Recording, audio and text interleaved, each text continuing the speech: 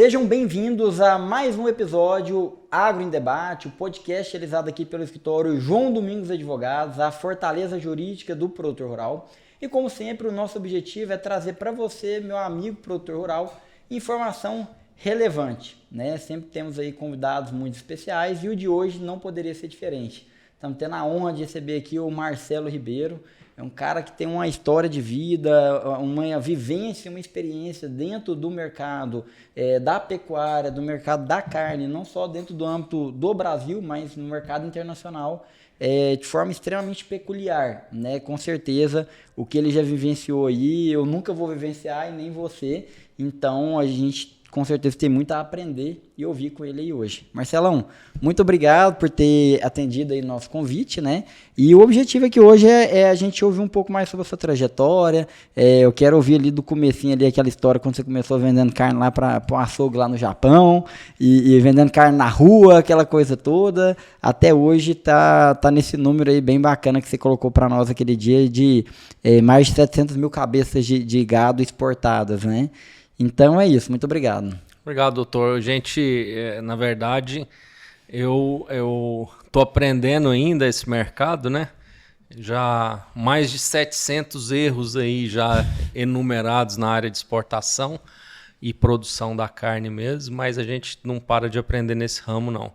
A experiência, ela acho que demora bem para poder somar ali pra gente falar que realmente entende desse assunto. Você tá com quantos anos, Marcelo? 47. 47. Eu com meus 35 aqui já tava pensando assim, cara, já chegou a hora de eu parar de errar já e de perder dinheiro, mas pelo visto isso aí faz parte inerente do processo, né? Os erros, eles são uma contribuição muito grande que a gente acaba recebendo para melhorar os processos, né? Então, na verdade, eu agradeço os erros os erros, as falhas, toda essa problemática que acontece no caminho da gente, porque isso fortaleceu muito o nosso negócio. São mais de 20 anos, né, no ramo da carne, 22 anos de Austrália. Então a gente conseguiu 20 anos de exportação, então acaba que a gente vai aprendendo mais ou menos muito. Aquele negócio do Thomas Edison, né? Não é que eu errei na tentativa de criar a luz, né? Eu apenas testei, né? Tentei de 10 mil formas erradas, né?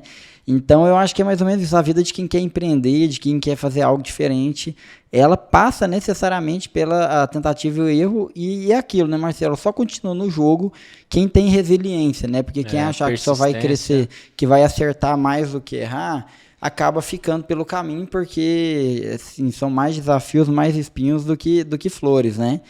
E eu queria ouvir, Marcelo, assim, desde o início, como é que foi seu contato, porque assim, você é natural aqui de Goiás mesmo, Goiânia. Né? De Goiânia. A sua família já era do agro, seus pais eram produtores rurais, você já teve desde a infância esse contato com o agro, como é que foi? Sim, meu pai foi magistrado, né? Minha mãe é advogada, meu irmão é advogado, só que meu avô, ele foi fazendeiro em Goiás, pioneiro, família... Qual município? Niquelândia. Naquela época ele já tinha lá? Ele estava numa região que era uma região até bem problemática na época aí, antiga. Conflito fundiário. Conflito fundiário, ali em Trombas. Sim, aquela região. Famosa. Infelizmente as histórias Trombas não são... e Formoso. Lá no Formoso, aquela região mesmo. Então o meu avô foi para lá em 50 ou 40 alguma coisa. Nossa.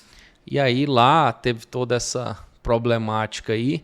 A gente não viveu isso, né? Lá em família, mas até 70 e pouco ainda tinha um pouco de confusão. E meu pai, na verdade, ele comprou fazenda para pescar. Achou um rio, ele era juiz na cidade do interior aqui, Jandaia, e aí ele foi lá pescar nesse rio, que era um lugar que a minha mãe tinha já família, tudo. Eles foram para lá, meu pai foi pescar, achou oportunidade, comprou uma terra lá, e aí disse que virou fazendeiro de fim de semana, né?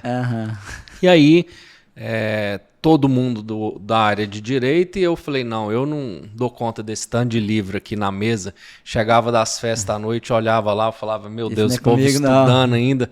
Meu pai levava aquelas pilhas de processo Nossa. do fórum aqui, né? Físico, né? O processo era físico. Tinha que ler tudo, aquilo ficava até de madrugada, eu falava, não é para mim não.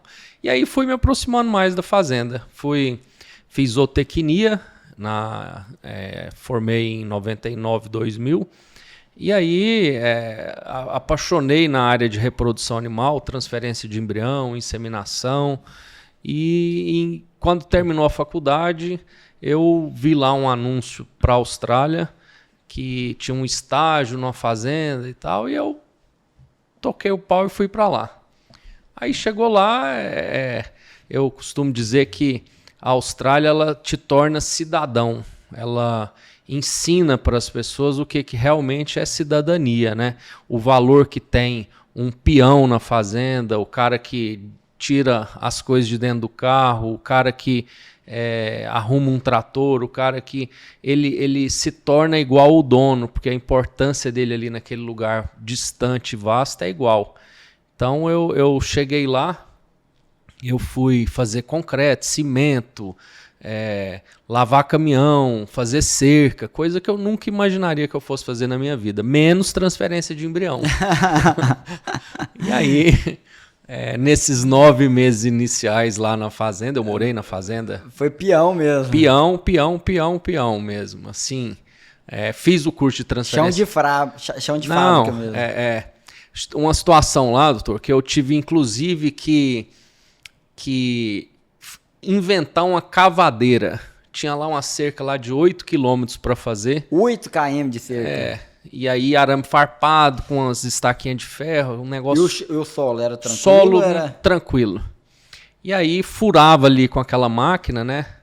E aí tinha que tirar essa terra... Manualmente, uma pazinha lá, um negócio, eu sofrendo com aquele negócio ali. 8 quilômetros. Aí eu à noite lá, eu peguei 2 dessas pás, soldei, consegui mais ou menos ali fazer uma cavadeira. E aí eu brinco que eu fiz eu inventei a cavadeira na Austrália, né? A cavadeira. Mas aí acabou que fiz o curso de transferência de embrião lá com eles, trabalhei no processo inteiro, aí comecei Brasil, Austrália, aí muita curiosidade do pessoal que a gente tem relacionamento aqui em Goiás, vamos lá na Austrália, isso, aí volta, aí vai para a Austrália, vem. Aí acabei... de 2000 até 2007, indo mais de 20 vezes para a Austrália, levando fazendeiros, amigos, pessoas para conhecer lá, e me tornei diretor da Câmara de Comércio Brasil-Austrália, no ano de 2004. E aí fundei minha empresa lá em 2004, a FIP, e aí começamos um processo de exportar material genético de lá para cá, e sêmen, embrião e outras coisas. E aí, até que um determinado momento, eu me mudei permanentemente para a Austrália, em 2007. Certo. E aí tive a grande oportunidade de encontrar a família Batista, né, os donos da JBS, o Júnior, particularmente. Sim. E aí acabei auxiliando ele lá num processo que eles estavam comprando a empresa Swift. Sim. E a Swift, tinha uma planta industrial lá. Swift tinha algumas plantas na Austrália e tinha um sócio australiano, porque a Swift era de um grupo de investimento chama Conagra, americano. Certo. E aí tinha nos Estados Unidos e tinha essas unidades na Austrália. Quantas unidades que ela tinha lá na época? 6 unidades. 6 plantas. Porra, 4 fábricas, 2 confinamentos e toda uma estrutura de distribuição montada. E aí acabou que um mês de ajuda ali virou 3 meses, 3 meses virou 1 ano. Aí nesse 1 ano eu já estava envolvido ali com recursos humanos, levando gente daqui para lá para trabalhar nas fábricas. E aí fui me envolvendo na parte de produção, treinamento, todos os setores da indústria. Teve uma visão bem ampla da atividade produtiva ali. Eu cheguei a trabalhar com tripa, na triparia, virando as tripas ali, e eu não entendia muito bem, até que quando passou esses 2 anos que eu estava lá com eles, eu falei, Júnior, eu quero tocar minha vida aí, eu já tinha produzido carne aqui também, né, no Brasil, e não tinha dado certo. E aí ele falou, não, você é da área comercial, você tem que... O que você quer fazer? Eu falei, eu quero fazer isso. Aí eu me apoiou e eu comecei a produzir minha marca própria de carne.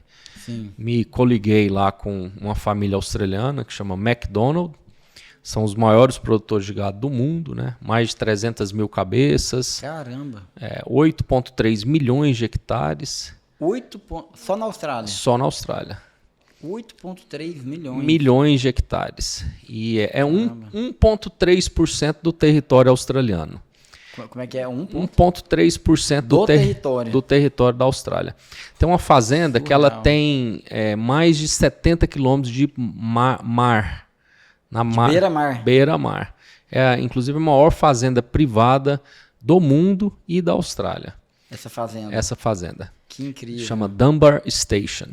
E aí, me liguei a eles produzindo a carne com a marca própria.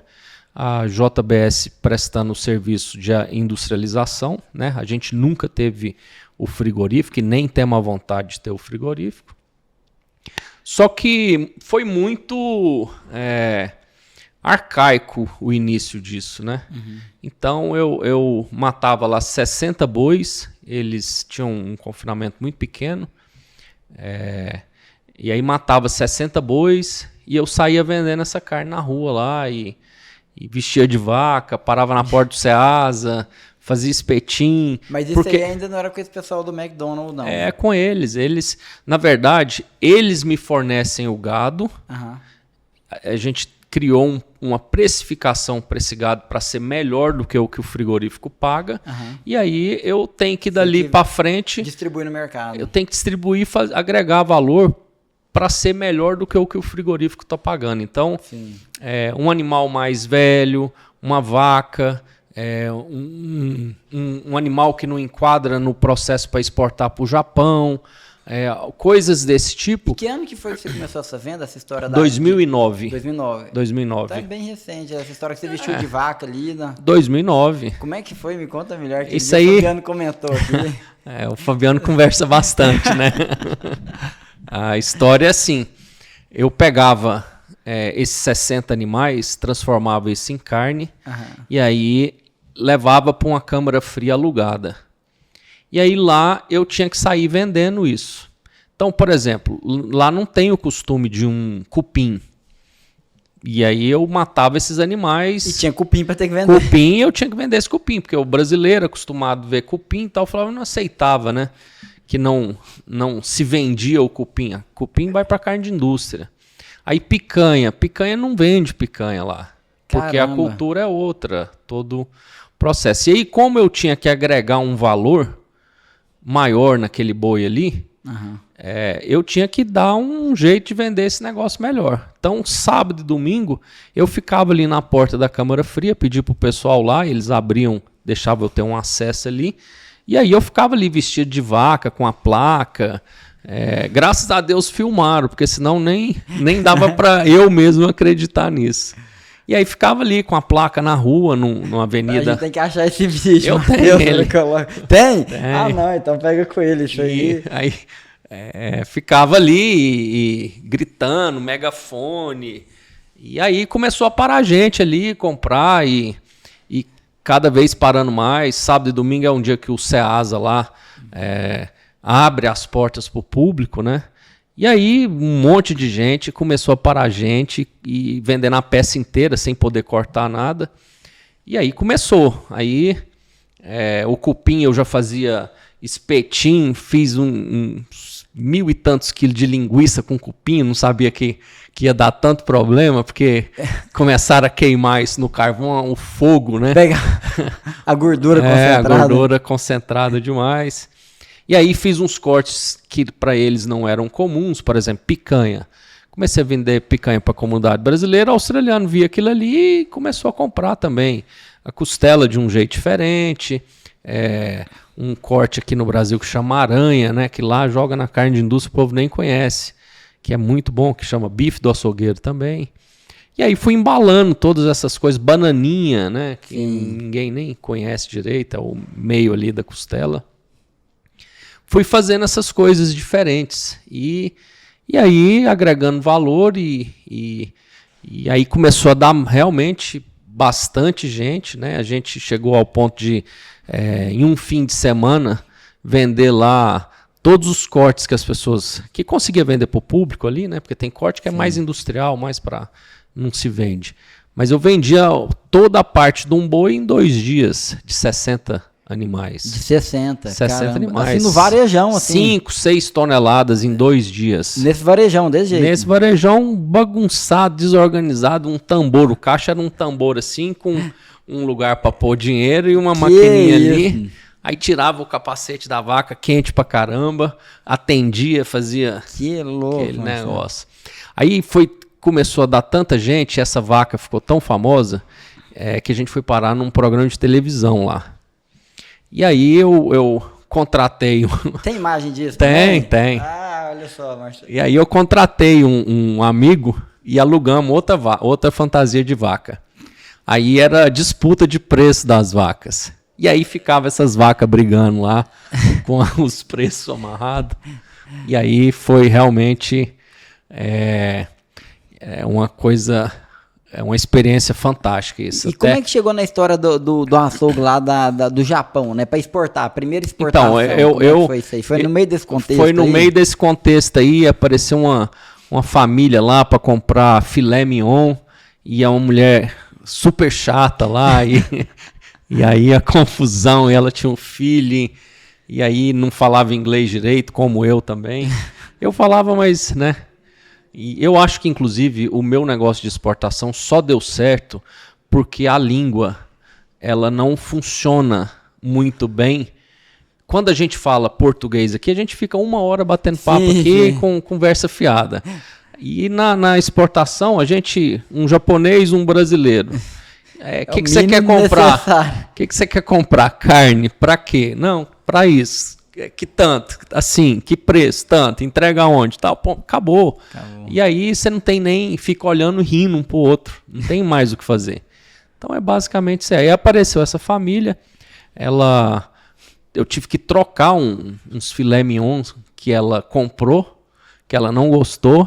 Meu Deus. Fui lá na casa, aí o filho me recebeu, falou, meu tio tem açougue, assim e tal, e... eu quero mandar carne para lá e vamos. E aí virou aquele negócio, mandamos de avião. Caramba. Conseguimos de avião convencer a DHL a pegar um container onde vão as malas ali embaixo. Aí colocou uma lona, tipo um plástico bem grosso, as caixas, gelo seco. Meu Deus. E aí fizemos essa operação, deu certo. E aí começou a exportar. Aí... Foi assim o começo da exportação? Foi assim o negócio da exportação. E aí eu achava que era só... Estava acostumado ali na JBS vendo container entrar, sair, aquela confusão toda de muita coisa, né? A planta lá, 3.500 animais, abate 3.500 por dia. Caramba! E aí eu um dia lá, passando numa ponte, liguei para o australiano, para o Zanda. Infelizmente ele faleceu com 41 anos de idade. Aí liguei para ele e falei, Zanda, eu preciso de mais do que 60 bois. Nisso eu já estava matando 60 bois toda semana. Toda semana? Toda semana. Aí eu preciso mais de 60 bois. Isso no começo de uma ponte, chama Story Bridge, lá em Brisbane. Aí essa ponte deve ter 1 quilômetro. Aí na hora que eu entrei na ponte, eu falei com ele, Zanda, eu preciso de mais boi. Que tanto? 60 a mais, uma semana do mês, você manda 60 a mais. Como que você vai vender isso? Vou vender isso assim. Onde você vai guardar? Vou guardar em tal lugar. Onde você vai fazer isso? Vou fazer isso aqui. E isso aqui. E tal. Quando chegou no final da ponte, a conversa nossa já tinha terminado.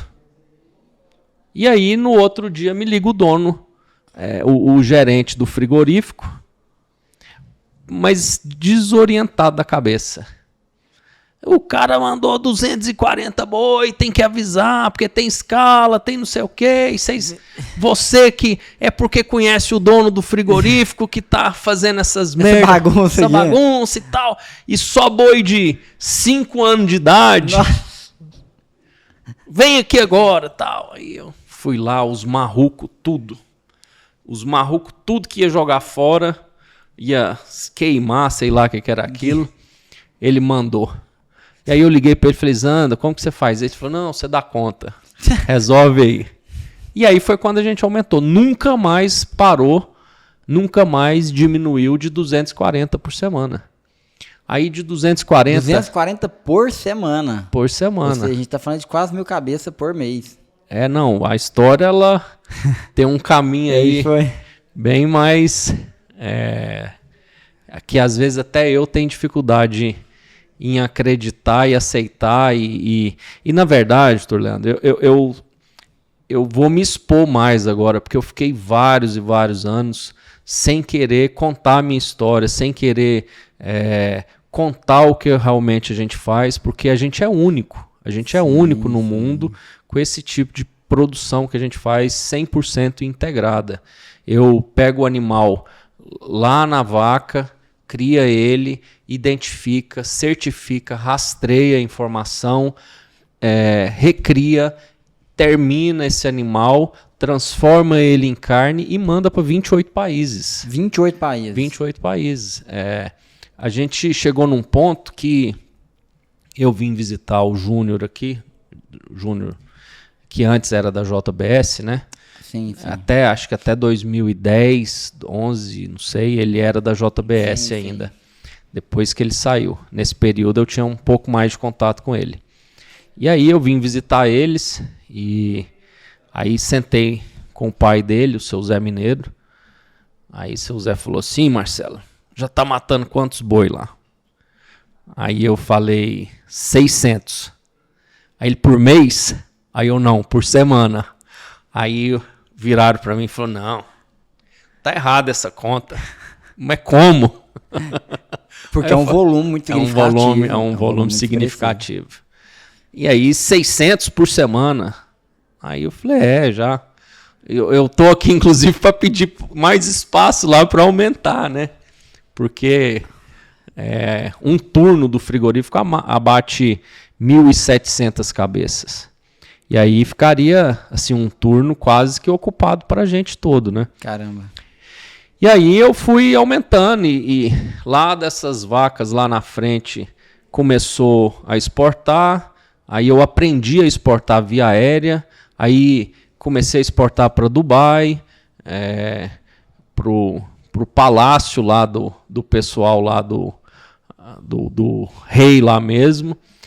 Costelam uns cortes bem diferenciados que eles gostam, né? E aí comecei a mandar para Singapura, Tailândia. E cada lugar tudo com uma demanda mais peculiar. Peculiar, peças específicas, por exemplo, alguns cortes diferentes. Isso, por exemplo, eu descobri que em Camboja eles comem cupim. E aí comecei a mandar 1.000 quilos de cupim, né? No container aéreo. Picanha para o Brasil, comecei a mandar picanha para o Brasil em 2010. Da Austrália, mandar picanha da Austrália para o Brasil. Varanda Grill, Rubaiá, Bar Brahma, Dinhos, todas essas pessoas. E aí... Você vendia direto para eles? Direto para eles. E aí comecei a fazer esse processo aí via aéreo e me especializei em Rússia, né? Através da Austrália. Me especializei em aéreo. Só que aí, quando aumentou o volume de animais, a conta, por exemplo, ela fecha muito mais fácil. Porque aí eu pego um volume grande, em vez de é uma caixa, né? Em vez de eu colocar um passageiro numa poltrona, né? Que é um container dentro de um navio. Marginal fica. Eu coloco um container com 27, 28 toneladas. E aí comecei a mandar e vender carne para o Japão, em volume, né? A Ajinomoto, Mitsubishi, as cantinas da Mitsubishi. E você negociando e vendendo diretamente para esses grupos? Tudo. Eu sou uma pessoa... o nosso negócio tem 3 pessoas. Eu tenho uma pessoa que trabalha com documentação, logística. Eu faço toda a parte do confinamento para frente. Então, faço todo o planejamento de produção. Planejamento de abate, planejamento de produção dentro do frigorífico, eu fico direto com o frigorífico, todos os cortes, todas as embalagens, faço as vendas e aí monto toda essa planilha semanal de abate com os códigos dos produtos. E aí trabalho com confinamento no custo, né? A gente tem um sistema de precificação que é um preço único. E o preço único é assim, o preço maior que o frigorífico está pagando, a gente paga ele para qualquer coisa que entrar dentro do nosso sistema. Entendi. Porque aí nesses 15 anos, eu acho, né? 2009 até agora, 15 anos? Isso. Mais ou menos isso. A gente conseguiu, nesses 20 e tantos países aí, a gente conseguiu localizar e mapear produtos com preço melhor em cada lugar. Então, aonde que a picanha é mais valorizada? Onde que o cupim consome, mas onde que o músculo do dianteiro, o shin ou o shank paga melhor. Então a gente consegue fazer um volume em containers mistos e aí vai distribuindo com preço melhor aonde for melhor. Então, o nosso negócio ele partiu desse princípio que o produto nosso não é a carne. O produto nosso é o boi. Então, eu valorizo o boi aqui atrás, eu melhoro o rendimento desse boi, porque eu determino como que é a limpeza do meu boi, da minha carcaça, eu melhoro os meus índices aqui e eu consigo agregar valor em 35%, 40% de produtos que eu seria penalizado dentro do frigorífico. Então, minhas vacas, elas valem o mesmo preço que o boi China. Meu boi inteiro mais velho, você consegue agregar valor. Eu consigo colocar ele no mesmo preço do boi China. Porque a gente é bom demais? Não, porque a gente criou uma linguagem própria nossa da carne, baseada em cor da carne, cor da gordura, tamanho das peças. Então, meu cliente da Arábia Saudita, ele gosta de carne mais escura, o outro gosta da gordura mais amarela, o outro da gordura mais branca. Caramba, inteligência de mercado surreal, né? E aí coisa, por exemplo, hemisfério Equador para baixo tá frio, para cima tá quente. Então, cortes de churrasco nesse período aqui, a gente entende. Maior. A gente entende mais ou menos o clima de cada lugar. Essa época aqui no norte, hemisfério norte é mais churrasco, então segura um pouquinho mais esses cortes para a gente vender num período, fazer contrato mais longo nesse período aqui e vai. Ou seja, uma sazonalidade da demanda também por região. Isso, vai ajustando. E como é que foi o processo quando você fala dessa questão? Porque você foi dando porque você tem um fornecedor da carne aqui, né? Do boi. Do boi. E como é que foi o processo para ir ajustando isso? Porque ele começou te entregando os bois de 5 anos. Como é que foi esse ajuste? Falar assim, olha, eu preciso que comece a ter um melhoramento genético, eu preciso que comece a reduzir aí de 5 para 3 anos, para 2, e ajustando essas demandas, né? Para você conseguir atender bem esses clientes. Chegou num ponto que o confinamento eram 600 animais. E aí, como que se faz um confinamento de 600 animais, até para ser mais econômico? Você pega 600 animais, põe no confinamento, daqui 100 dias você mata 600 animais. Então, já começou aí a mudança. Eles já confinavam naquela época, não? Era muito precário, não tinha essa cultura de confinamento. Começou a mudar ali. Eu preciso de 60 animais por semana. Quantas semanas? Aí a gente parou de olhar os meses. A gente começou a olhar as semanas do ano, 52. Sim. Então, isso, inclusive, aumenta em 7% o abate. Porque semanalmente a reposição fica mais fácil, tudo mais tranquilo. Sim. Então, o que a gente fez? Os lotes ficam menores. 600 animais, divide em 14 semanas. Opa, então peraí, nós precisamos de 600 vezes 14, então nós precisamos aumentar o confinamento. Então, 60, para se ter 60 por semana, 720, né? 740 o total. Então eu coloco 60 toda semana. Semana 1, 2, 3. Chegou lá na 14ª semana, eu vou tirar o primeiro lote que foi colocado e aí eu reponho 60. Por semana. E aí a gente criou esse módulo aí no período de... Demorou 1 ano para chegar num processo de as fazendas poderem entregar isso, tirar... E aí... Quando começou a aumentar, foi que aumentou o problema dessa variação de gado. Não tem, traz umas vacas. Não tem, traz uns marruco. Não tem, traz isso. Só que aí, depois de alguns anos, acabou, não tinha mais como. Aí a gente foi fazendo tanta pressão na produção nas fazendas para trás, que o animal que antes lá na Austrália saía da desmama lá com 160, 180 quilos, ficava mais 1 ano e meio, 2 para chegar nos 300 e pouco e depois ir para o confinamento, esse animal a gente teve que tirar ele da mãe ali e fazer um trabalho melhor com ele. E aí esse trabalho é o quê? É suplementar, é melhorar o ganho de peso dele, porque ele tem genética. Sim. E aí montamos lá 9 pivôs de irrigação do lado do confinamento. Hoje o confinamento são 20 mil cabeças. 20 mil cabeças. 20 mil cabeças. E aí os pivôs fazem o 100 dias, 120 dias desses animais. Então a gente tira hoje o gado do... Isso é o bezerro que sai antes de chegar no confinamento. Isso. Ele passa nesses pivôs. A gente tira o animal hoje, o estoque nosso não fica mais nessas fazendas. Entendi. Fica direto do lado do confinamento, lado, na área sendo dos preparado, pivôs. sendo suplementado e com a pastagem Isso. de uma qualidade bem regular. Lá a gente tem muito oats, aveia, azevém, esse tipo de produto de inverno, né? Que aí você faz lá e ele realmente consegue ter um ganho de peso maior. O que está sendo o abate diário, mais ou menos? A Austrália, como o Brasil, como os Estados Unidos, durante a pandemia, no primeiro ano da pandemia, foi uma loucura, né?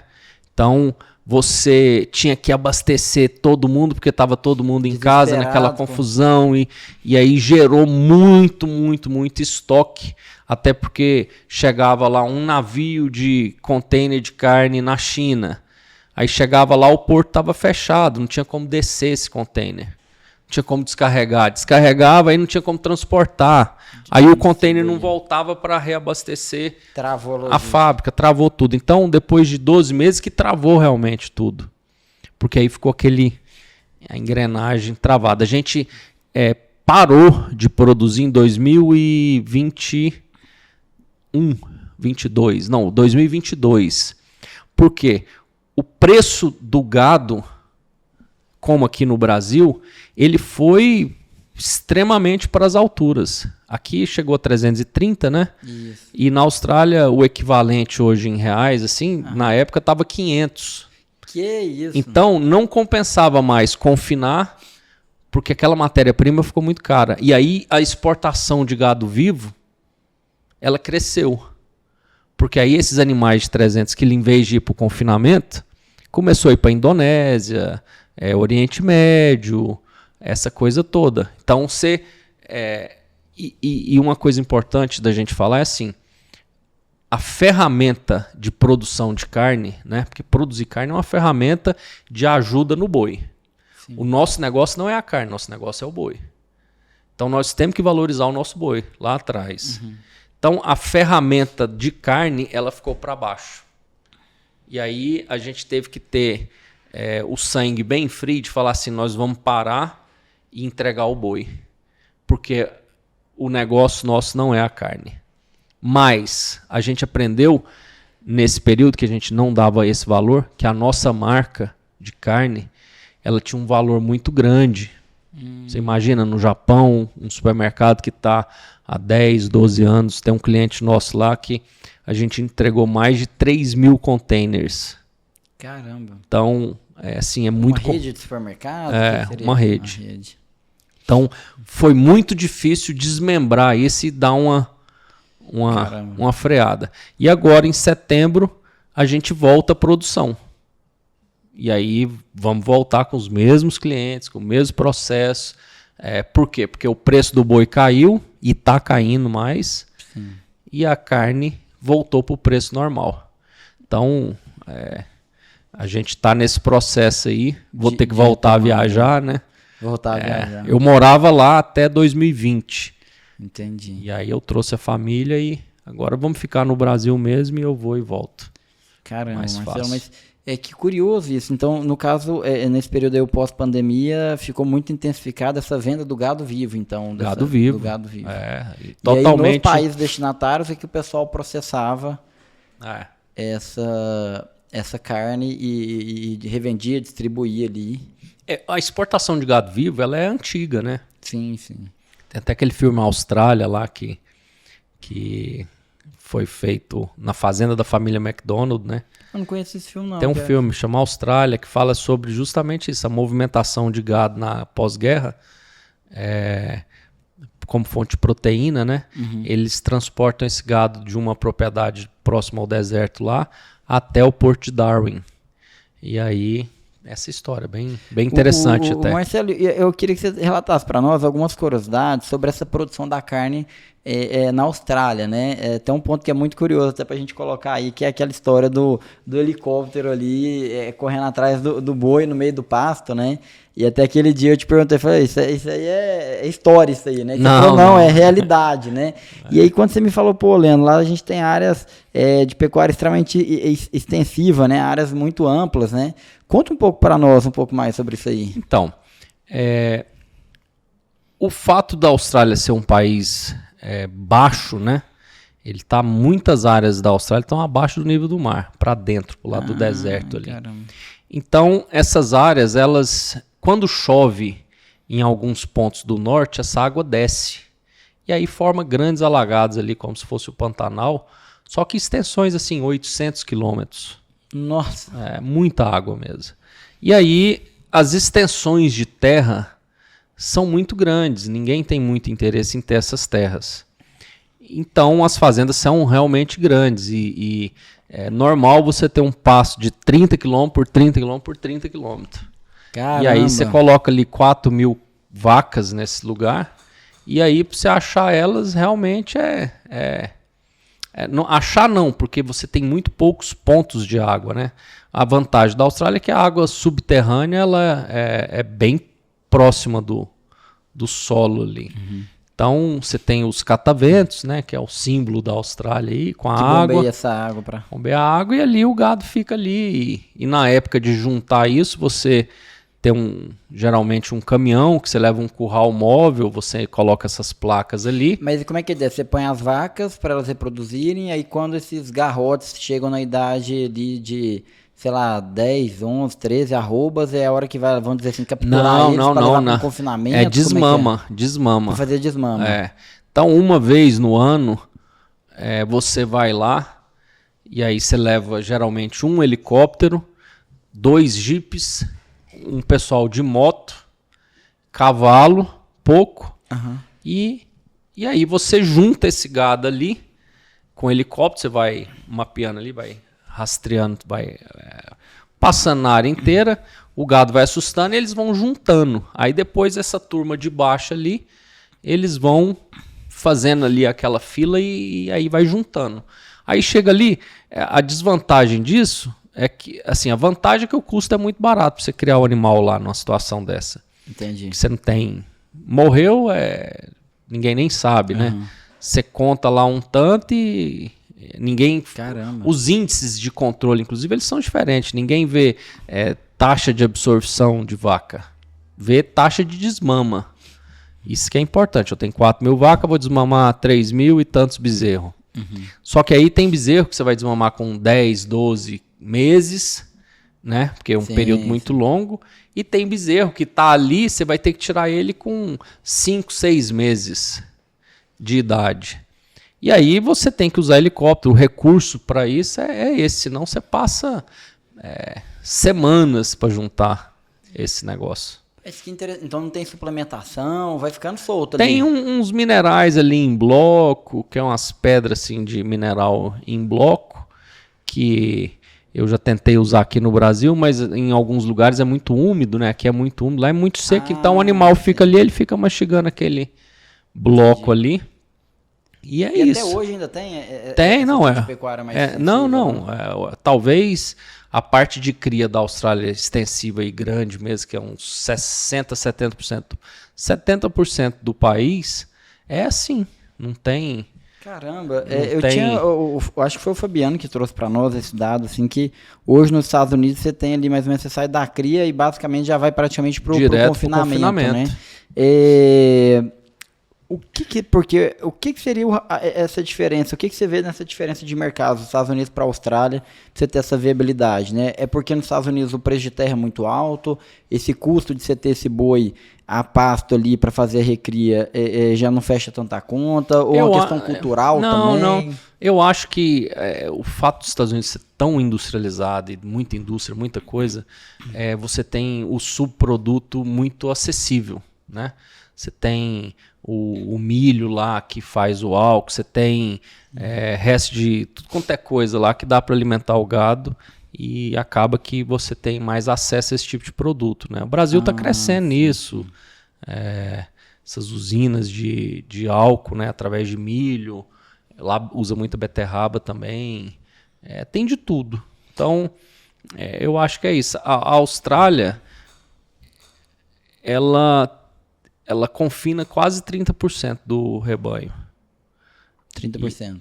E no Brasil hoje é o que, mais ou menos? Não sei te falar assim, mas eu acredito que no Brasil deve ser uns 15%. Uns 15%. 15%. Ou seja, a Austrália já está confinando até mais do que a gente. Mais porque não tem outro jeito, né? A terminação, que é a parte mais intensa ali de requerimento do animal, nutricional, a Austrália tem 200 quilômetros de beira de mar que chove, o resto é quase nada. Então, essa questão hídrica é bem problemática. Lá na Austrália você não faz nada sem planejar água antes. Você não constrói uma casa sem planejar o tanto de água que você vai usar durante o ano. Caramba. A gente erra aqui pelo excesso, pela fartura. Sim. Se a gente aproveitasse só a água que cai do céu aí e utilizasse melhor. Utilizasse ela melhor, né? A gente nem pensa em captar água aqui. Da chuva, né? Não tem. Então, uma casa na Austrália, para você pegar vamos dizer, o habite dela, você tem que ter uma captação de água dentro de casa. Você tem que ter água. Para pegar o habite, o tanto que é essencial. Você tem que ter captação de água, não tem jeito. Aqui a gente não tem nem essa preocupação. A gente nem pensa, né? Todo banheiro na Austrália tem aquele negocinho de tempo com areinha que você põe lá, aí você vira ele. É o tempo que você tem para tomar banho, 4 minutos. Caramba! Desse jeito. Acima de 140 litros por pessoa, você paga multa. Porque não tem água. A água vem do mar. Tem que desalinizar. Caramba. Então, é o que a gente vê, por exemplo, no contexto de deserto de Israel, aquela irrigação por gotejamento, que tem um nível de eficiência extremamente elevado. Fantástico, né? E aqui você não tem essa preocupação, põe um pivô para jogar água para todo lado, porque de certa forma está sobrando. Mas é um cenário que tem mudado também, né? Que a gente tem acompanhado aí cada vez mais, tendo uma questão de escassez dos recursos hídricos e tudo. Isso aí é muito sério. A Austrália é um país que devastou mesmo a área de floresta, essas coisas, e hoje eles... Desmatou bastante. Desmatou bastante, sem controle, lá para trás, né? Sim, sim. E agora hoje eles se arrependem e estão tentando trabalhar para mudar isso aí. Uma curiosidade, Marcelo, quando a gente vê esse índice de desenvolvimento humano, de socioeconômico bem bacana da Austrália ali como um todo, são quais fatores, pelo pouco que você viu, assim, que levaram a ter isso? Primeiro o fato, sei lá, talvez estar tão isolado, ficou um pouco mais alheio a essa questão de guerras, então talvez não se envolveu tanto com isso. O processo de colonização, você sabe um pouco mais como que se deu esse processo? Não, foi colonizada por prisioneiro, né? Prisioneiro? A Austrália... Ingleses, da onde inglesa, colonização inglesa. Eles começaram a mandar prisioneiros das cadeias da Inglaterra, do Reino Unido inteiro. E não só do Reino Unido, do Commonwealth. A colonização lá tem quantos séculos? Não, 1780 mais ou menos foi quando... 200 e poucos um país anos, novo. Muito recente. A família McDonald fundou a empresa deles em 1817. Que isso, então a família ali... É uma... fundadora do... Eles são, inclusive, fundadores da empresa aérea Qantas, e uma série de outras coisas lá. De outros negócios. Banco. A família tradicionalíssima. Tradicionalíssima. Né?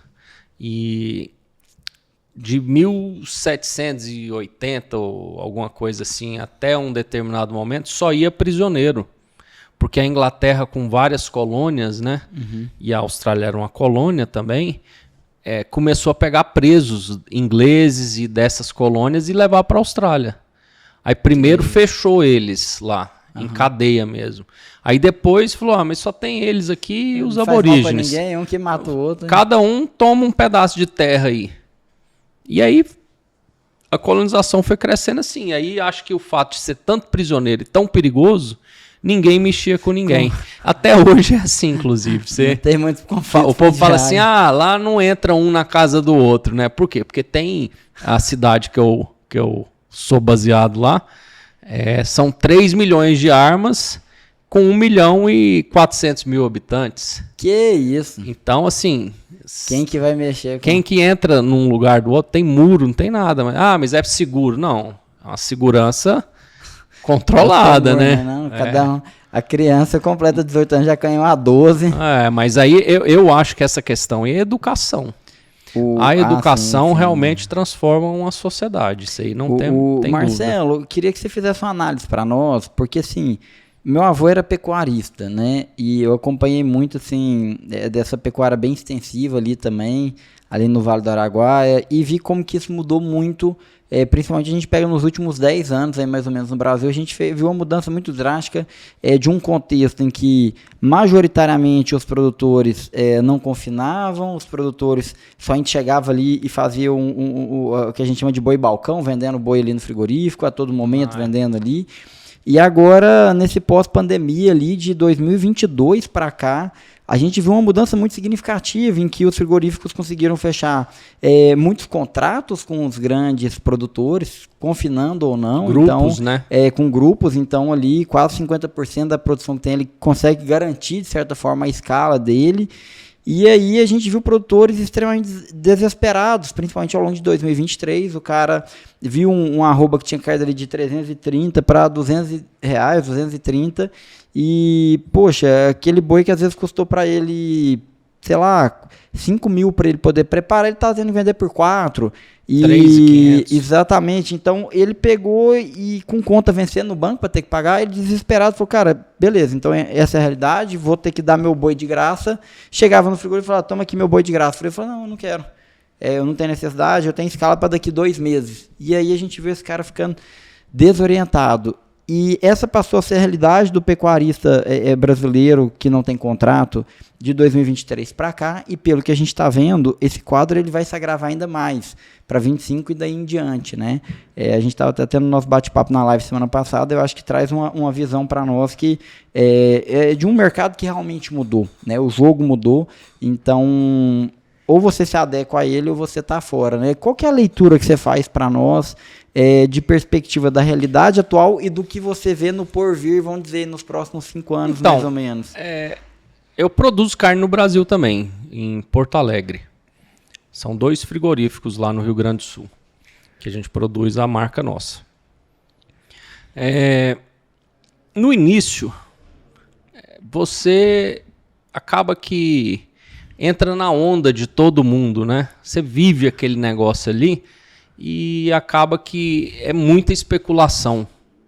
O mercado brasileiro, acho que pelo sofrimento que o produtor tem de décadas, anos, o produtor ele foca muito na oportunidade de negócio. A oportunidade que eu tenho agora, isso aqui, tal. Não posso perder. Não posso perder, porque isso aqui é tudo, vai tal, aí é oportunidade. Quando eu escuto esse negócio da oportunidade, eu fico muito preocupado. Porque eu nunca aumentei minha produção de carne pensando que o cara que apareceu da China, que vai comprar não sei tanto, vai me pagar e tal. Então, a minha oportunidade, na verdade, é a gente que cria lá. Sim. Então, eu crio oportunidade para criar um negócio, um mercado. E aquele mercado é fixo. Então, eu preciso de tantos bois para produzir tantas toneladas de carne para atender tantos clientes. Ponto. Uhum. Então, a pandemia, ela aflorou essa coisa do oportunismo em todo o mundo. Nossa. Então, lá na Austrália, pega os bois e vende tudo. Vende até as vacas agora nesse preço aqui. Pô, mas e depois? Aí o preço não vai cair mais nunca. Eu estou vendo produtor aí esperando voltar o preço para não sei quanto, esquece. Porque o mercado comprador final ele recebe lá na China $180 por ano. Os mercados que a gente vende carne, eles são todos de população média e baixa renda. A Arábia Saudita é um país rico? Mas é uma população que vive com uma renda baixa. O Oriente Médio tem a população dos imigrantes que estão lá trabalhando, as formigas operárias, estão lá vivendo com... Dubai é um puta de um mercado, mas o povão mesmo come coisa barata para sobreviver. Entendi. Então, o volume de carne que a gente exporta, ela é pequeno no que a gente produz. E aí se agrava com o mercado interno nosso, que fala que não tem crise, mas está todo mundo em dificuldade. Então, eu acho, pelo que eu estou vendo, e dos contratos de longo prazo que a gente tem, está voltando à normalidade. Não está fora do normal isso. Talvez o normal é isso aqui mesmo. Podemos acostumar. Antes da pandemia o boi era 180, 190. Entendeu? E aí é melhor esquecer, executar o prejuízo e negociar a conta para pagar. Como é que você vê o cara para dar conta a partir daqui para frente? O pecuarista ele tem que ter um sistema de confinamento para ele finalizar o gado de forma mais eficiente. Isso aí. Ele tem que ter contrato com o frigorífico. Como é que você vê isso aí? A indústria ela está cada dia mais exigindo, porque ela é exigida também. O cliente que compra carne, ele coloca lá no cardápio dele carne Friboi, ou carne Minerva, ou carne sei lá o que, tal. Esse cara ele precisa ter aquela carne todo dia no cardápio dele, na câmara fria dele. E precisa ser igual essa carne. Uhum. Então, ele não tem como hoje comprar de um, amanhã comprar de outro. E as indústrias, elas são exigidas, assim, pelas grandes redes de supermercado, por essa coisa toda. Redes de hambúrguer, esse negócio todo, essa indústria toda para frente lá. Então, eles estão tendo que se organizar para organizar a cadeia produtiva lá para trás. Sim. Eu preciso que você me garanta 500 bois por semana. Se você não conseguir me garantir os 500 bois por semana, eu vou ter que buscar um jeito com um grupo que se organizou e que está me fornecendo esses 500 bois por semana. E eu vou dar o prêmio para quem? Para esse pessoal. E aí, se eu tiver que penalizar alguém na hora do arroxo, quem que eu vou penalizar? O cara que juntou, organizou e está fazendo ali toda semana os 500 bois. Eu vou penalizar o outro que chegou ali no balcão. Então, por isso que tem uma diferença muito grande. Hoje tem gente vendendo boi a 230 e o boi ali está 190. E aí já é uma consequência assim, que é um cara que geralmente já não tem o mesmo nível de eficiência de produção, de margem, e aí ele vai ficando segregado cada vez mais dentro desse mercado, né? Profissionalização, o cara vai ter que se profissionalizar. Porque o boi vale 230? Não vale. Ele vale 190? Não vale. Ele está no meio ali. Só que quem está pagando a conta do 230 é o lá de baixo. Entendi. E aí esse pequeno que está desorganizado, que não tem a possibilidade de abrir a porteira dele e começar a andar e ver as coisas para fora. Marcelo, então acho que a gente pode concluir assim, que esse pecuarista hoje, que ele não consegue produzir com um bom nível de eficiência, né, de gestão, de custos, ele ter um boi que ele consiga produzir num custo menor, e que ele não tenha um contrato direto com o frigorífico ou um contrato através de um grupo, né? E naturalmente tendo que finalizar esse gado no confinamento, ele está fora do mercado, né? Ele está totalmente fora. Lamentavelmente, a gente fala no Brasil, a gente tem 5 milhões de produtores rurais. A grande maioria são pequenos e médios. E a gente tem alguns milhões, né, talvez até de pecuaristas que estão nesse cenário e que vão acabar aí nos próximos anos, porque o pecuarista ele vai morrendo aos poucos, né? Ele não infarta de uma vez igual o agricultor. Ainda tem um negócio, né? Esse pequeno, qual o único caminho de venda que ele tem? Boi balcão. É o frigorífico pequeno. Ah, o frigorífico pequeno. O frigorífico pequeno dá conta de de exportar, dá conta de pegar fígado, mandar para o Egito. Pagar prêmio, pagar... Aí ele tem que vender a carcaça. Aí ele vende a carcaça aqui nos bairros, num lugar, no outro, manda para o São Paulo, Rio de Janeiro. Se ele for com CIF, né? Uhum. Então, se for CIF. Aí esse produtor pequeno ele vai ser mais penalizado ainda, porque o frigorífico pequeno ele tem muito mais dificuldade que o grande para movimentar esse negócio. O recebimento dele é mais complicado, o cano é mais complicado. A segurança jurídica para estar recebendo o pagamento. Então, olha, sinceramente, o pequeno ele tem a opção de produzir e vender o produto dele. A verdade é essa. E eu acho que vai ser igual nos Estados Unidos. O pequeno que não sair do negócio vai aprender a vender carne, vai aprender a fazer linguiça, vai aprender a fazer coisas que hoje nem imagina que existe. É a única forma de sobreviver. É a única forma dele sair. Porque não tem... É a mesma coisa que a gente vê no caso do produtor de leite, né? O produtor de leite pequeno também, pouco tecnificado, ele também sofre da mesma forma. Ele não consegue garantir uma entrega melhor para o laticínio, ele não recebe premiação, bonificação em cima daquilo, recebe um preço muito baixo. O custo, a produção dele, como não é muito eficiente, o custo para ele é mais caro, essa produção do leite. E aí a perspectiva é essa, né? Ou ele... Sem perspectiva. Infelizmente, né? A verdade é essa. É interessante, Marcelo. Isso sabe o que acontece, né? Terra cai de preço, porque aí todo mundo quer sair do negócio. Isso tem todo um problema social, de um êxodo rural mesmo, né?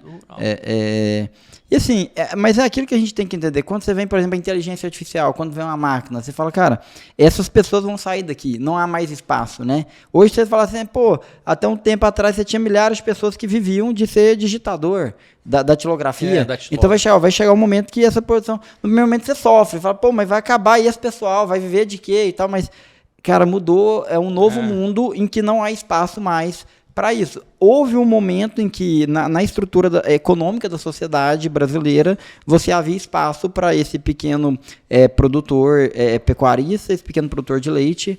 Fato é, com as mudanças que a gente teve a nível global recentemente, acabou o espaço dele, né? Mas olha aqui, ó, tem um outro ponto que a gente tinha que olhar para ele. Você já comeu presunto Parma, né? De onde que ele é? Da Itália. Da Itália, da região de Parma. Você chega lá em Parma, e suíno, né? Estou dando um exemplo de suíno. Você chega nessa região lá, são 20, 30 mil fazendeirinhos de 5 alqueires, 2 alqueires, 10 alqueires, que cria lá tem uma suinocultura. O cara tem uma câmara fria, tem uma microindústria dentro de casa. Ele vai lá, faz o... Por que o selo Parma surgiu, né? Porque juntou o grupo da região, muito coeso, muito unido. Aquele selo verde de... o selo Parma. De regional. Então, vamos fazer o selo nosso aqui e todo mundo produz dentro desse padrão. Só que a comercialização ficou em grupo. Então, a gente compra presunto Parma da Itália para comer no Brasil. Como a gente... Não é necessariamente uma grande agroindústria. Não precisa ser grande. Às vezes você tem uma associação que gera esse volume, que negocia isso e consegue vender. A gente só precisa olhar para fora da porteira. A gente come o azeite aqui de Portugal, da Espanha, da Itália. Azeitona da Itália. Você come mussarela de búfala, que vem da Itália. E esse cara que está produzindo isso lá é um grande produtor? Não, não é. Ele é pequeno, pequenininho. E ele se desenvolveu nessa dificuldade toda para comercializar o que ele produz. E a gente tem essas condições aqui, muito melhores do que nesses outros lugares. Porque aqui chove, aqui tem terra boa, aqui o povo trabalha. Sim. Aqui falta educação mesmo, falta instrução.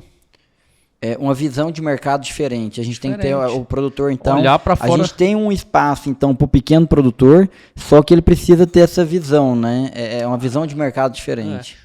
A gente escuta desde pequeno, né? Desde quando seu avô estava criando gado lá na Larga, lá, meu avô estava atirando nos outros e criando gado lá de qualquer jeito. A gente escuta, o Brasil é o celeiro do mundo.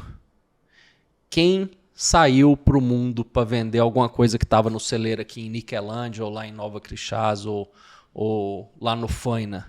Ninguém. Os que saíram viraram grandes indústrias de carne, viraram grandes indústrias de alimento. E aí? Então, a gente aprendeu só uma parte da história. O Brasil é o grande celeiro do mundo. É ambíguo isso.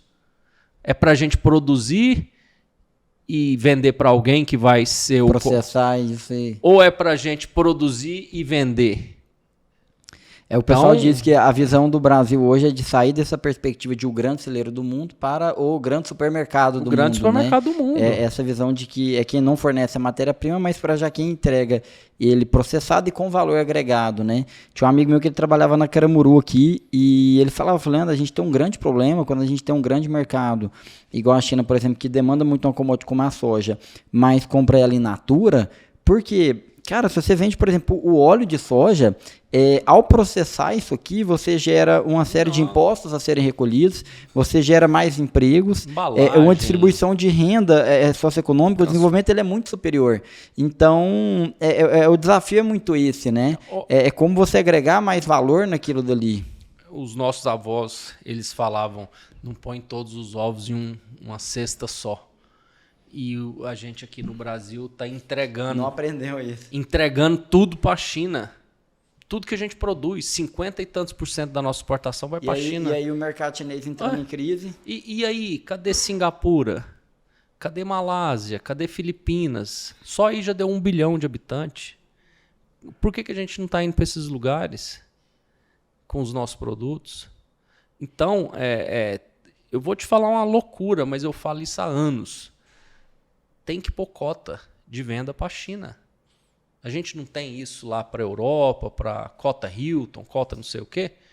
Determina, cota nossa para a China é 40% do que a gente produz ou põe tantas milhões... E a cota indistintamente ou in natura que você diz? Não, assim? Cota de produto, qualquer produto. Qualquer tipo de produto. O único jeito da gente valorizar o que a gente tem é restringindo a venda. Porque a gente não está vendendo, eles é que estão vindo comprar. Sim, a gente está aqui parado, esperando. Você não vende soja para o chinês, não, o chinês que tá vem aqui comprar, vem aqui comprar. Ó, posso te vender tantas 1000 toneladas desse jeito aqui, na hora que passar a cota, 30% a mais. É assim que faz na Coreia, Japão, qualquer lugar do mundo. Ué. Todos os países. A Austrália tem cota de exportação. De carne. De carne. Isso porque ela exporta a grande maioria do que ela produz. A cota da Austrália para a Coreia, todo ano em setembro ela estoura. O que vem depois... Aí o que acontece? A gente fica lá esperando agora. Aí o pessoal chega e tem que comprar no vai preço ter que comprar no outro preço. Caramba, Marcelo, isso é tão incrível porque... É um problema muito grave, né? A mesma coisa que eu vejo, assim, de forma meio parecida, quando você tem um município que ele fica focado, por exemplo, na monocultura, que coloca lá, não, agora vai ter só cana-de-açúcar. Cara, você estagna o desenvolvimento socioeconômico daquela região de uma forma horrível, porque aquelas grandes indústrias não movimentam a região mais para comprar insumos, porque compra tudo direto na fábrica. O que ela produz ali, ela gera menos emprego, o que ela gera de dividendos são distribuídos para acionistas em outras cidades, outros países, ou mundo afora, não fica ali e você mata, né? Então, o que a gente vê, de certa forma, na economia do Brasil, tem muito disso hoje, né? E você forçar um mecanismo como esse faz muito sentido, né? Sabe qual que foi o pior passo que o governo brasileiro deu? Transportar a criança da zona rural para a cidade para estudar. Será que ninguém olhou o que tinha fora no mundo? Imagina como que as crianças da Austrália, dos Estados Unidos, que moram em zonas afastadas, na África, como que essas crianças, filhos de fazendeiro, esse povo estuda? Já parou para pensar? A gente está criando analfabeto de escola e analfabeto de trabalho. O cara não é nem trabalhador rural, nem nada. Ele sai 4, 5 horas da manhã numa Kombi, vai para a escola, chega 7 horas, uma criança de 4, 5 anos de idade, aí fica lá, estuda até meio-dia, aprende tudo quanto é porcaria de qualquer coisa que existe lá, volta para casa morrendo de sono, chega 3 horas da tarde, dorme, não ajudou o pai, não sabe como que trata uma galinha, não sabe como que trata um porco. Aí o pai, que é pai, a família, o que faz? Muda, vai para a cidade. Agora, faz uma pesquisa depois, School of the Air. Mais de 100 anos, School of the Air. A família McDonald's são bilionários, terceira maior riqueza do país lá. Todos eles foram alfabetizados e estudaram em escola School of the Air até o 9º ano. Que interessante. Na fazenda, mora na fazenda, trabalha lá, Porque faz tudo. Você colocou, a pessoa às vezes ela não consegue se desenvolver bem nem no âmbito ali escolar e nem ali dentro, porque Não, nada. o modelo é muito ruim. Sabe criar um porco, sabe cuidar de um porco quando nasce, sabe cortar o dente, sabe cortar o rabo, sabe pôr uma galinha no choco, sabe fazer uma horta, não sabe. Essas crianças aí dessa geração aí, lembra do telecurso 2º grau? Sim. As pessoas tinham curso de horticultura, de tudo, acabou. Escola rural, acabou. O povo, não é culpa do povo, não é culpa do política mesmo. Como você vê a questão cultural também, até mesmo para quem tem condições, a gente vê muito, eu vi até uma matéria falando sobre isso, um problema na Itália, que os produtores rurais, que em sua grande maioria são pequenos, eles estão envelhecendo, então, ou seja, já não vão dar conta de tocar a atividade mais, e os filhos não têm interesse de suceder naquela atividade, os filhos querem ter mais qualidade de vida, uma qualidade de vida diferente dentro da cidade. E aí fica assim, e aí, o que vai acontecer nas próximas décadas, né? E no Brasil, de certa forma, eu acho que tem um pouco disso, né? Como que você visualiza isso, dessa sucessão no agro hoje, né? Dessas operações. Será que realmente o que a gente vai ver paulatinamente é surgir grupos cada vez maiores que vão assumindo mais essas posições, porque os médios, os filhos não estão tendo interesse, enfim, e simplesmente vão saindo da atividade, não, né? Assim, ó, aqui ninguém... Tá começando esse negócio de holding familiar, de não sei o que e tal, administração em grupo, né? Mas vou te dar um exemplo. Tem uma fazenda de 100 alqueires. Aí eu tenho 3 filhos. Aí eu morro. Metade vai para minha mulher e o resto vai para meus 3 filhos. E ninguém... Eu não ensinei eles, estou dando um exemplo, né? Sim. Os meus eu estou ensinando diferente. Ninguém ensinou essas crianças que cada fazendinha dessa vai ter um funcionário, uma casa, um curral, um trator, uma enxada, um não sei o que, uma conta de energia, um não sei o que, e a mãe também. Então o que vai acontecer? Vão vender, vai acabar. E vai vender para quem? Para quem está em volta lá que é maior, comprando. E vai vender como? Vai vender de qualquer preço, porque vai cansar, vai perder dinheiro, vai ter um monte de dor de cabeça e não vai conseguir tocar. Então, as fazendas e as famílias nessa parte de sucessão têm que aprender a tocar as coisas juntos, mesmo que um não goste do outro, mesmo que se odeie, mesmo que se brigue de bater lá. Uhum. Tem que ter estatuto, tem que ter organização, tem que ter, e não tem que dividir, porque dividir nada por nada, todo mundo que é grande vai aumentar. E é o que está acontecendo aqui no Brasil hoje. Estão crescendo grupos, fundos de investimento, comprando mais terra, aumentando, porque a valorização ela ainda vai existir. A terra no Brasil ainda é barata. Entendi. Com certeza, né? A gente ainda tem um gap de valorização muito grande, né? O Marcelo, um ponto que me vem em mente aqui, de curiosidade, assim, é até uma questão polêmica, né? O produtor reclama demais da questão do frigorífico. O monopólio do frigorífico, que está monopolizando. Tá roubando, o que de fato a gente tem uma concentração muito grande de frigoríficos no Brasil, mas é a realidade e é daí para pior, no que tange essa concentração. O que você vê sobre esse cenário aí? Como é que o produtor fica nessa história de o frigorífico quer acabar com a gente e tal, o frigorífico realmente eles atuam de uma forma a sacrificar e massacrar esses produtores? Como que é a sua visão quanto a isso? Então, como que você vai matar o que te gera riqueza? Não tem como. Essa história, ela vem uma lenda muito antiga, lá dos antepassados. Como que uma empresa de capital aberto hoje, né, todas elas são das grandes indústrias, vai fazer rolo de balança Isso não existe. Roubar na balança, roubar na faca lá, não existe. Isso não existe mais. Toda história tem dois lados. Como que você vai roubar um negócio que você tem que vender para gerar dinheiro? Eu vou roubar na hora que eu tô limpando a carcaça, eu vou tirar uma carne ali. Não, essa carne hoje ela é embalada. Ela é um corte. Você precisa estar com ela dentro de uma caixa para mandar para frente e gerar dinheiro.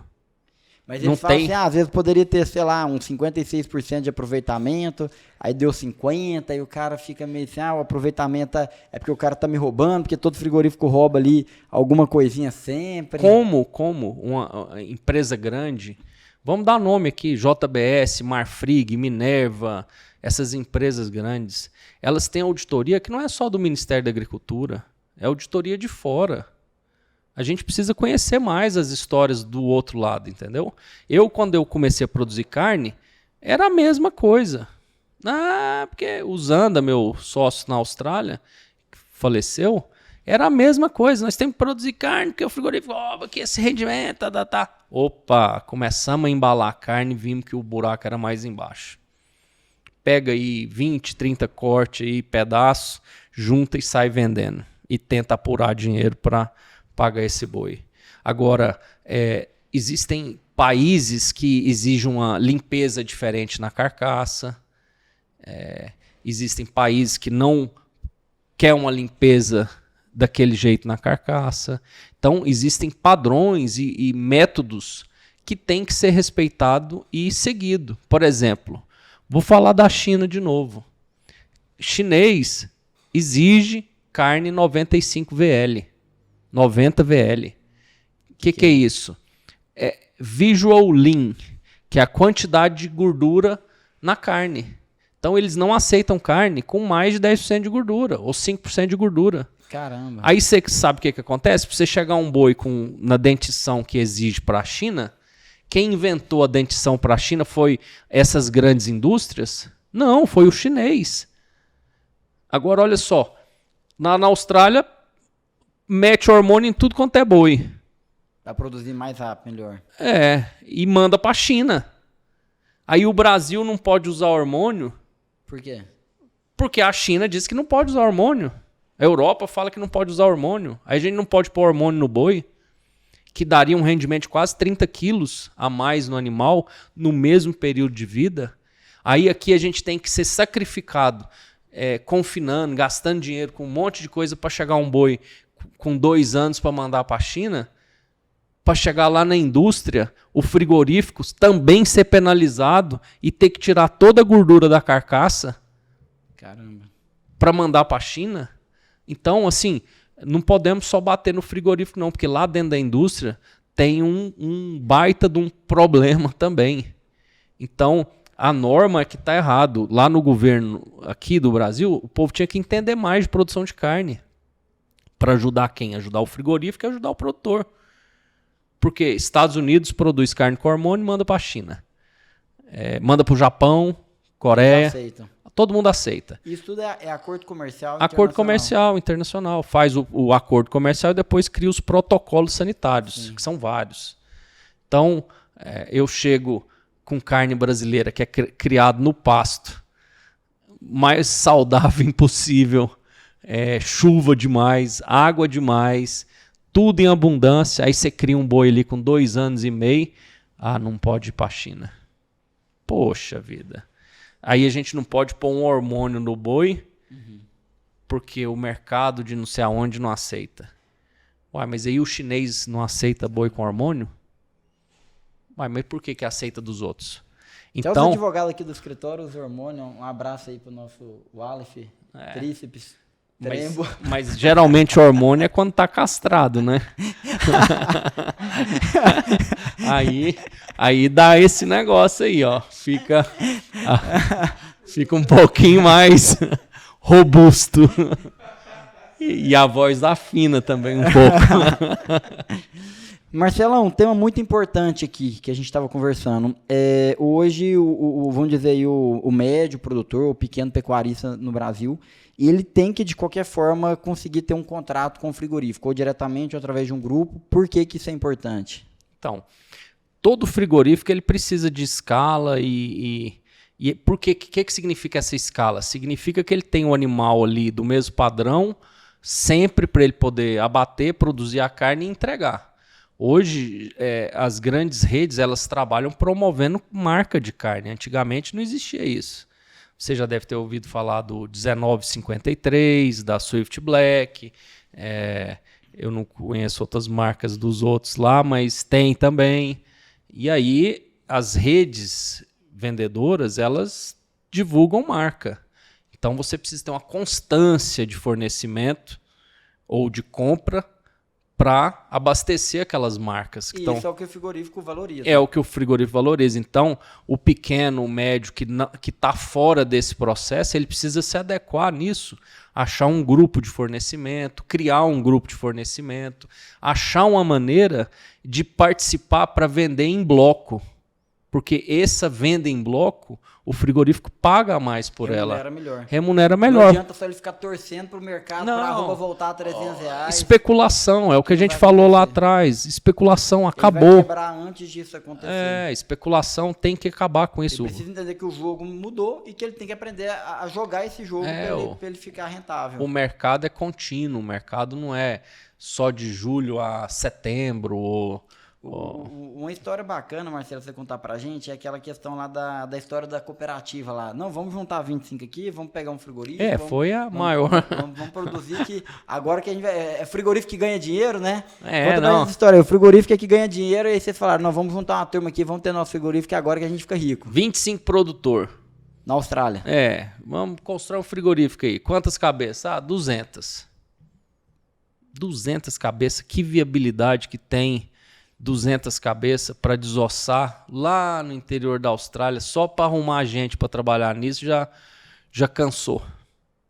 Então, gastou lá uma fortuna, fez um negócio, 25 ideias diferentes.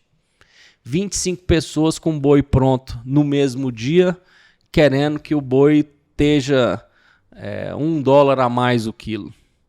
E aí? Não tem como funcionar. Mas eu quero cuidar disso aqui. Não, eu vou cuidar disso. Não tem profissionalização, não tem como.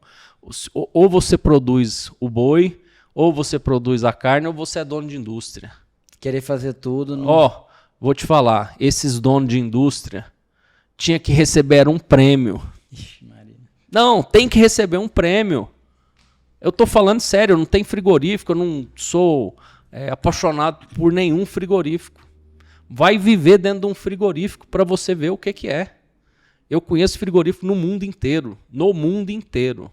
Rússia, Japão, Coreia, Brasil, qualquer lugar aí desses que a gente já andou.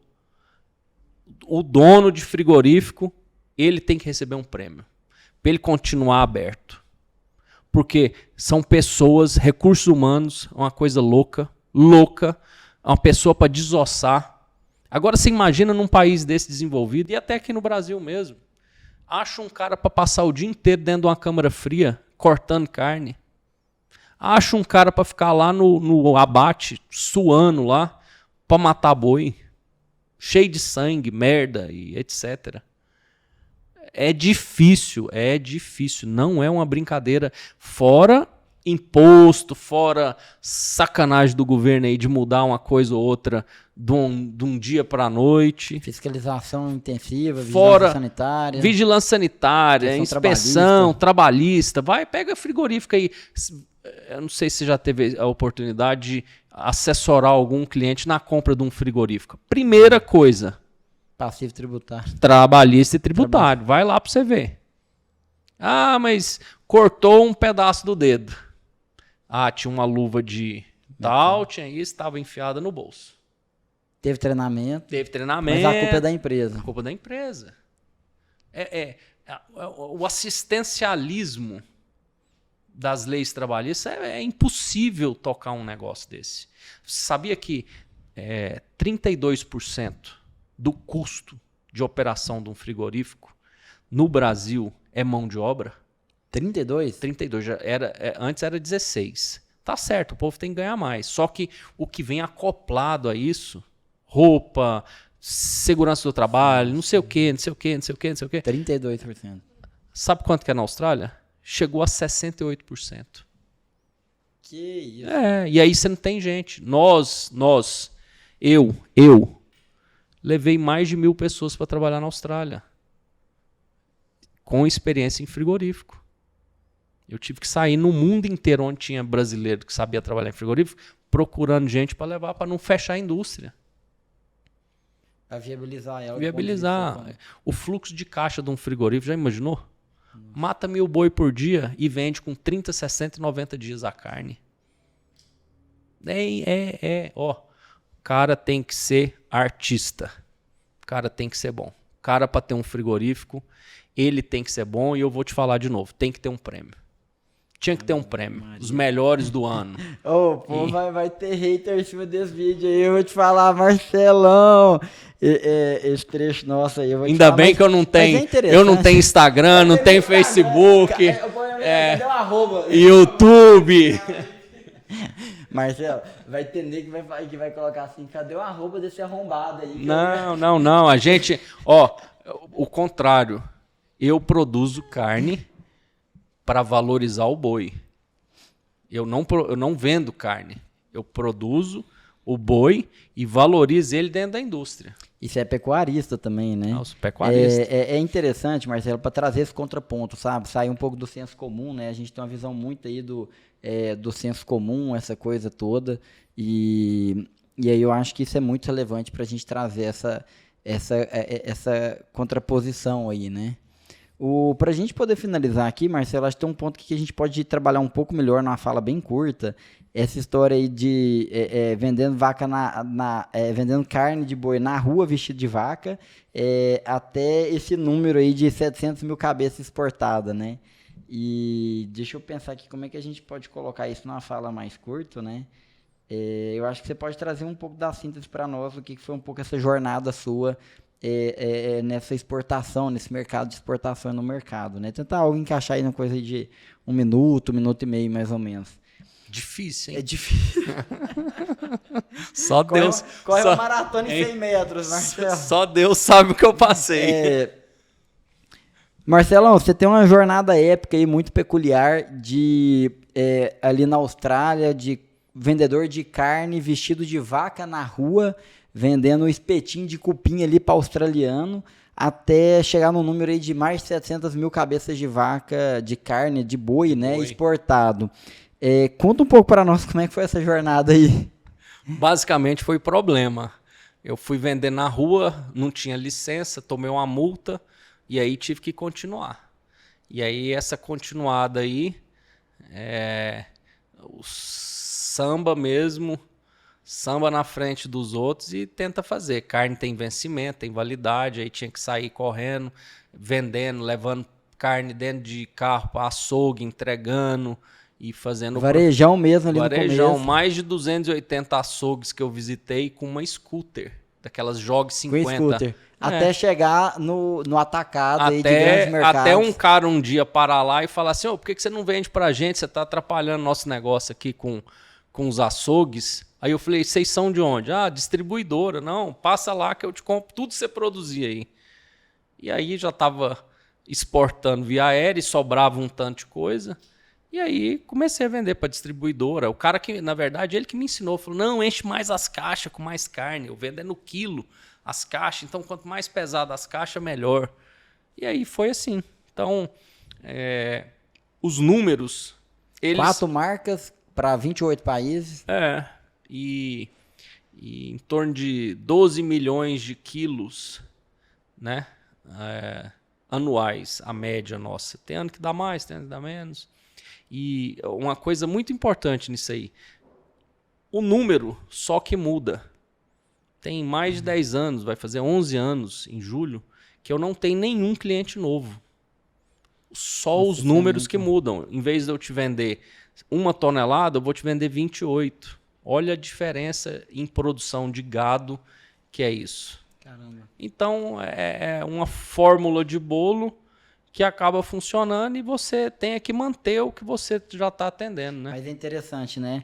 Você traz para a gente aqui hoje de um cliente que o mesmo cliente que comprava 1 tonelada passa a comprar 28 e que nessas 700 mil cabeças que vendeu há 11, 12 anos aí, você já não tem nenhum cliente novo, ou seja, vendendo para a mesma base, só que lá no começo, 280 açougues de scooter. Carregando dinheiro na sacola, muita história, louco, viu, nessa louco. scooter aí. Não, muito Muita bacana, história. uma história incrível mesmo. 22 mil quilômetros de scooter 22 mil em Brisbane e região. Que bacana. É incrível, né, Marcelo? As pessoas olham assim, às vezes, para onde que você tá hoje, assim. Às vezes o pessoal que ia te visitar, né? Falou, pô, Marcelão deu sorte, hein? Deu sorte. Saiu lá do Goiás e caiu na graça. Não, aí... Caiu na graça da família aqui, dos grandes produtores ajudar... aqui na Austrália. Não, eu vou te falar. Esse aqui tem a estrela. Vou te falar. Só a gente sabe o que a gente passa, né? Mas uma coisa eu posso falar. Só deu certo porque não tinha outra opção. Só deu certo. A verdade é essa. Você tá no outro país, outra língua, é uma insegurança muito grande, não tem ninguém para poder assim ligar e falar assim, tô assim, precisando disso, tal. Não tem para quem você contar demais, né? E aí eu acho que isso é que amadurece a gente. Foi realmente a falta de opção, porque eu pensei em parar. Semana passada eu pensei em parar. A semana retrasada também. E aí a gente sabe que não tem isso, a gente tem isso Tem que fazer acontecer, seu né? Zé Mineiro, seu JBS, né, José Batista Sobrinho, ele um dia falou para mim, numa pouca das oportunidades que eu tive com ele, caiu sangue na botina, não vai parar de mexer com isso mais. Então, não sai dessa não vida. tem como, é um negócio que a gente aprendeu, gosta, legal. Eu sou apaixonado nisso. Que bacana, Marcelo. Foi muito legal. A gente já teve várias visões aí de produtores, né, pecuaristas, e você ajudou hoje a gente trazer uma visão aí que eu acho que é muito importante para o produtor, entender um pouco melhor esse lado, e entender também que não adianta só você querer ficar nessa guerra, nessa polarização de fla-flu, é uma luta de pecuarista contra o frigorífico, isso e aquilo, e se eu tô daqui eu só meto o pau dali, peraí. Deixa eu entender como é que funciona toda a cadeia do agro, da agroindústria, da pecuária de corte, e deixa eu ver como é que eu me insiro aqui para me poder ter o melhor nível de eficiência, de vantagem dentro desse mercado, né? Conversar, acho que tem que conversar mais. O pecuarista ele pode abrir a mente dele conversando. Show. Marcelão, vamos concluir aqui agora então. Ai, canivete, eu tô esquecendo aqui. O nosso Eu olhei, eu falei, será que eu tô com canivete? Obrigadão. Cuidado, ele tá armado. Marcelão, uma lembrancinha nossa aqui. Você ter acolhido aí nosso chique, convite.